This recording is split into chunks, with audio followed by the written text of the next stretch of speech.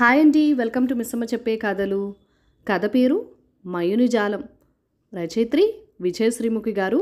ఈ కథ ఈనాడు ఆదివారం మ్యాగజైన్లో జూలై నెల 2025లో వచ్చింది. ఇంకా కథలోకి వెళ్ళిపోదాము. కుహుకుహు. మొబైల్కి ఏదో సమాచారం వచ్చిన గుర్తుగా కనిపించిన పావురం కుహుకుహులవి. కంపెనీ నుంచి వచ్చి స్నానం చేసి టీవీ రిమోట్ కోసం చూస్తున్నాడు ఉపేంద్ర. 10 రోజుల నుండి ఇంట్లో భార్య సౌశల్య లేదు. ఉదయం ఆఫీస్కి వెళ్ళి దారిలో టిఫిన్ చేసి వెళ్ళి ఆఫీస్ క్యాంటీన్లో లంచ్ చేసి రాత్రికి చపాతీలు పార్సిల్ తెచ్చుకుంటున్నాడు. నిద్ర వచ్చే వరకు టీవీ కాలక్షేపమే. ఉదయం ఎక్కడ పెట్టానో అని రిమోట్ వెతుకుతూ ఉంటే మళ్ళీ పావురం కుహుకుహులు. ఉపేంద్ర మొబైల్ చేతిలోకి తీసుకొని చూశాడు. కేవలం మెసేజ్ కాదు, ఏదో వీడియో. ఏమిటి, ఇతనెవరు, నాలాగే ఉన్నట్టున్నాడు అనుకుంటూ ఆన్ చేశాడు ఉపేంద్ర. డార్లింగ్, మా ఆవిడ ఇంకా పుట్టింటికి పోలేదు. ఆమెను పంపడానికి నా ప్రయత్నం నేను చేస్తూనే ఉన్నాను. తను వెళ్ళిపోగానే వచ్చి నిన్ను మా ఇంటికి తీసుకెళ్తాను. అచ్చంగా మా ఇంట్లోనే ఉంచేసుకుంటాను. కాస్త ఓపిక పట్టు. Love you my heart. ఇవి వీడియోలో వ్యక్తి మాట్లాడిన మాటలు. ఆ వ్యక్తి రూపము స్వరూపము అన్నీ అంతా తనలానే ఉన్నాడు. ఏదో గుర్తొచ్చి చివాళ్ళని తల తిప్పి చూసి హ్యాంగర్ వైపు చూశాను. ఆ అనుమానమే లేదు. హ్యాంగర్కి తగిలించిన తన గ్రే కలర్ పైన సన్నని వైట్ చెక్స్ ఉన్న షర్టే ఇక్కడ కూడా. సాక్షాత్తు తనే. ఎలా, ఎక్కడ, ఎప్పుడు, ఎవరు తీశారు ఇది? ఆ వీడియో కిందనే ఉన్న 2 వాక్యాలు. ఇది నీ భార్యకు కూడా వెళ్ళింది. మరో పావుగంటలో సోషల్ మీడియాలో కూడా చక్కర్లు కొట్టి నీకు ఎనలేని కీర్తి ప్రతిష్టలు తేయబోతోంది అని. ఉపేంద్రలో కోపం ఉవ్వెత్తున లేచింది. వెంటనే అది పంపిన వారి నంబర్కి కాల్ చేశాడు. అవతల ఫోన్ తీయగానే అనాల్సిన మాటలు తిట్లు లోపలే మననం చేసుకున్నాడు. హలో, ఎవరండి? సన్నని మృదువైన యువతి కంఠస్వరం అడుగుతోంది అవతల నుంచి. క్షణం పాటు నిగ్రహించుకొని అడిగాడు ఉపేంద్ర. ఎవరు మీరు? ఈ మా నంబర్ మీదేనా? మీరు నాకు ఈ వీడియో ఎందుకు పంపించారు? ఓ, మీరా, బాగున్నారా? అడిగింది ఆ యువతి. మీరెవరసలు, నేను తెలుసా మీకు?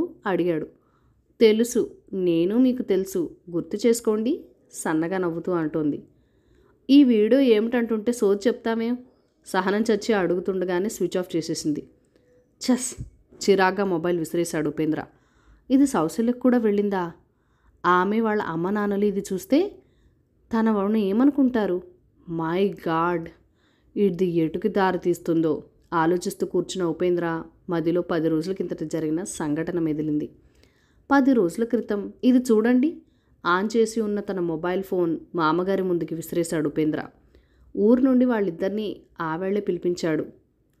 తీసి చూస్తున్నాడు నరహరి. ఆతృతగా ఆందోళనగా తను కూడా అటు వంగి చూస్తోంది ఊర్మిళ. అందులో వీడియోలో తమ కూతురు సౌశల్య నవ్వుతూ, ఫ్రెండ్స్, నన్ను చూస్తున్నారుగా, నేను మీకు నచ్చితే అర్జెంటుగా నాకు కొంత డబ్బు కావాల్సి వచ్చింది. ఎంత అనేది మీ వెసులుబాటు బట్టి 5,000 పైన ఎంతైనా పర్వాలేదు.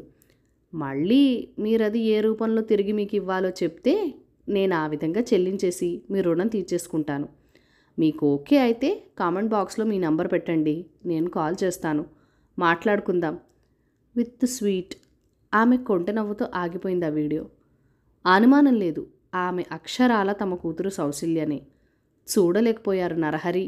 వినలేనట్టుగా తల విదులుస్తూ కాస్త ఎడంగా బిక్క చచ్చిపోయి నిలబడి అపరాధిలా తలదించుకున్న కూతుర్ని ఏవగింపుగా చూసి ముఖం తిప్పుకుంటూ, నన్ను క్షమించు బాబు, దీనికి దుర్బుద్ధి ఎందుకు పుట్టిందో నాకు తెలియడం లేదు. తల దించుకొని అల్లుడు ఫోన్ అక్కడే పెట్టేసి చెప్పాడు నరహరి. ఏమీ అర్థం కాని అయోమయంలో ఆందోళనగా కూతుర్ని చూస్తోంది ఊర్మిళ. నేనేం తక్కువ చేశానని నా వెనక ఇలాంటి వేషాలు వేస్తోంది? నేను భరించలేను. మీ కూతుర్ని తీసుకెళ్ళిపోండి, ఎంతో అసహ్యంగా ఆగ్రహంతో అడిచాడు ఉపేంద్ర. నరహరి అక్కడున్న కుర్చీలో కూలపడిపోయాడు. సౌసి, ఏమిటిది? ఎందుకు ఇలా చేశావు? నీకు దెయ్యం ఏమైనా పట్టిందా? బంగారం వంటి భర్తని బతుకుని చేతులారా దూరం చేసుకుంటున్నావు. ఊర్మిళ ఒక్క ఉదుటున వెళ్ళి కూతుర్ని కుదిపేస్తూ అడుగుతోంది. ఎన్నిసార్లు చెప్పానమ్మా, నాకు తెలియకుండా ఎవరో అలా చేశారని. తెలీదమ్మా, నాకది ఎట్లా వచ్చిందో కూడా తెలియడం లేదు. నేను అలా అనగలనని మీరెలా అనుకుంటున్నారు? నన్ను నమ్మండి, చేతులెత్తి దండం పెడుతూ ఏడుస్తూ సౌశల్య. అదిగో, ఆ నంగనాచి ఏడుపులే వద్దంటున్నాను. దీనికి ఫోన్లో యూట్యూబ్ పిచ్చి బాగా తలకెక్కి కొట్టుకుంటోంది. ఏదో కాస్త వండి తగలేస్తుంది. నా దారిన నేను కంపెనీకి పోతాను. ఇంకేం పనుంది? రోజంతా యూట్యూబ్లో రీల్స్, దాంట్లో వచ్చే అడ్డమైన చెత్తంతా చూస్తూ కూర్చుంటుంది. పైగా నేనొచ్చాక మళ్ళీ నాకు అవి చెబుతూ ఇక్కలింపొకటి కాంపరంగా అన్నాడు ఉపేంద్ర. తలలు వంచుకొని వింటున్నారు నరహరి, ఊర్మిళ. ఒట్టి ఫోటోనో వీడియోనో అయితే పిల్ల చెప్పేది నమ్మచ్చు. ఆ మాటలు గొంతు కూడా దానివే. తెలీదంటే నమ్మడం ఎలా? అల్లుడికి కోపరవడం సహజమే అనుకున్నారు తల్లిదండ్రులు. సౌసల్య ఏదో చెప్పబోతోంది. ఈసడింపుగా ఆమెను వారిస్తూ, నువ్వు నోరెత్తకు. నేను నీకు 1,00,000 సార్లు చెప్పాను. ఆ దిక్కుమాలవన్నీ చూడకు. వాటిల్లో కొన్ని చూస్తే మంచి మెదళ్ళకు కూడా తెగుళ్ళు పడతాయి. ఏమైనా మంచి పుస్తకాలు చదువుకో అని. విన్నావా? అవి చూసి చూసి నీకు పుట్టింది రిమ్మ తెగులు అరుస్తున్నాడతను. నరహరి తలెత్తుకోలేకపోతున్నాడు. ఏం మాట్లాడాలో అర్థం కూడా కావట్లేదు. అల్లుడు చేసేది కేవలం ఆరోపణ కాదు, రుజువు కళ్ల ముందే పెట్టాడు. ఊర్మిళ అడుగు ముందుకేసి, బాబు, ఈ ఒక్కసారికి మా ముఖాలు చూసి మన్నించయ్యా. ఇక మీద ఎప్పుడూ ఇలాంటి పిచ్చి పనులు చేయదు. అసలు దాని ఫోను తీసి పారేద్దాం, ల్యాండ్లైనే పెట్టేద్దాం. అల్లుడు చేతులు పట్టుకోబోయింది. ఏమిటండి మన్నించేది?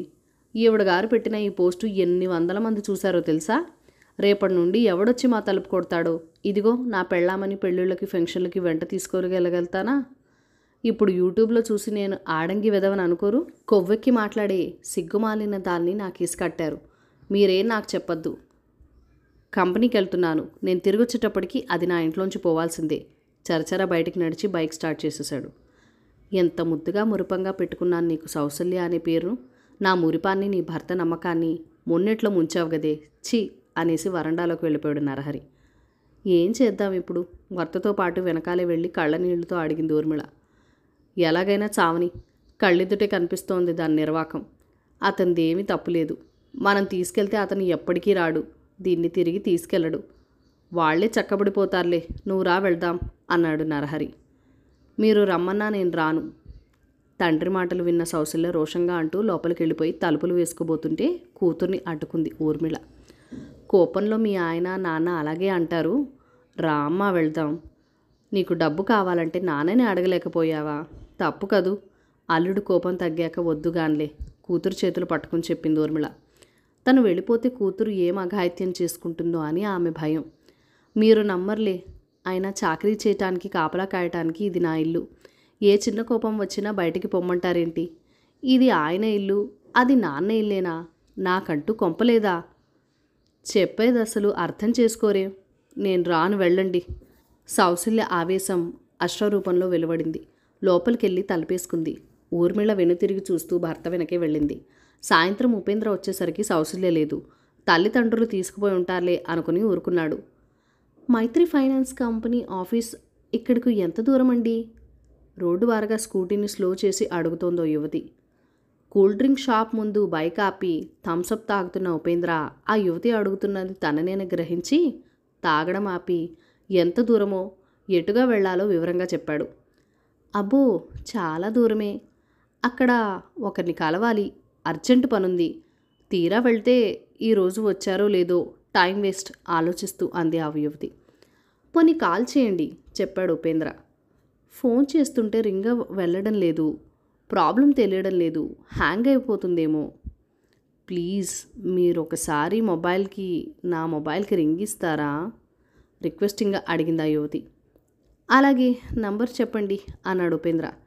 చెప్పింది ఆ యువతి. రింగ్ అవుతోంది. Thanks sir. అటు నుంచి వస్తోంది, ఇటు నుంచి వెళ్ళడం లేదు. మెసేజ్ పెడతానులేండి. Thank you once again sir అని వెళ్ళిపోయింది ఆ యువతి. ఆలోచిస్తూ కూర్చున్న ఉపేంద్రకి మళ్ళీ ఫోన్లో కుహులు వినిపించాయి. మొబైల్ అందుకుని చూశాడు. ఇందాక నంబరే. అసలు మీరెవరు? వీడియో మీకెలా వచ్చింది? తమాషాలు చేస్తున్నారా అన్నాడు కోపంగా. మీరు మీ డార్లింగ్కి ఈ వీడియో పంపగాలేంది, నేను మళ్ళీ పంపిస్తే ఎందుకంత కోపం? షడప్, నేనెవరికి పంపలేదు అన్నాడు. మీ మెసేజ్ వీడియో కూడా ఇలాంటిదొకటి నేను చూశాను. ఆమె మీకు తెలుసా? ఏమిటి దొంగట? పిచ్చెక్కిపోతుంది ఉపేంద్రకి. చెప్తాను. 15 రోజుల క్రితం మీరు మీ భార్యను తీసుకుని హాస్పిటల్లో ఉన్న మీ కొలీగ్ భార్యను చూడటానికి వెళ్ళారా అడిగింది. వెళ్ళాను చెప్పాడు. ఆమెను చూసి బయటికి వచ్చాక మీరు మీ ఫ్రెండ్స్ మాట్లాడుతూ ఉండగా అవతల ఉన్న సంపంగి చెట్టు చూసి ముచ్చటపడిన మీ ఆవిడ అటుగా వెళ్ళే ఓ కుర్రాడిని పిలిచి, బాబు ఫోటో తీయమంది. వాడు నా ఫోన్తో తీసి మీకు సెండ్ చేస్తాను అంటూ తీసి పంపాడు. అదే ఫోటోని వీడియోగా మార్చి సోషల్ మీడియాలో పెట్టాడు వాడు. మీ మధ్య గొడవ దాందే. ఇవన్నీ నీకెలా తెలుసు అడిగాడు ఉపేంద్ర. సౌశల్య నా ఫ్రెండ్. మీరు అనుకున్నట్లు ఆమె తన తల్లిదండ్రులతో వెళ్ళలేదు, నా దగ్గరికి వచ్చింది. అదా విషయం.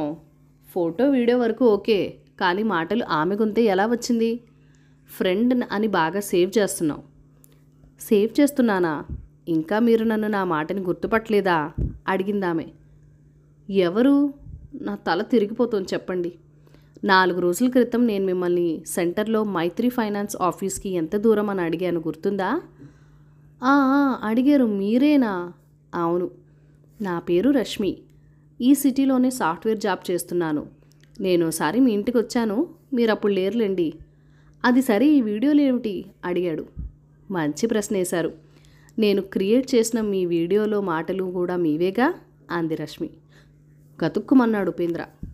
నిజమే కదూ అనుకున్నాడు. ఏఐ మహిమలండి. ఎవరినైనా ఒకసారి మొబైల్ కెమెరా ముందు మాట్లాడి ఏఐ టెక్నాలజీతో ఆ మనిషి స్వరంలోనే ఎలాంటి మాటలనైనా సెట్ చేయొచ్చు. ఆ కుర్ర విధవ సౌసి ఫోటోలను అలాంటి మాటలతో వీడియోలుగా సెట్ చేసి సోషల్ మీడియాలో పెట్టాడు. ఇదంతా చెప్పినా మీరు నమ్మరని మైత్రి ఫైనాన్స్ ఆఫీస్ మిషన్ మీద మీతో మాట్లాడి ఇలా వీడియో క్రియేట్ చేసి పంపా అని చెప్పింది రష్మి. చంపారు పొండి. మొబైల్ అయితే బాగానే వాడతాను, కానీ ఈ టెక్నాలజీలు నాకు తెలియవు.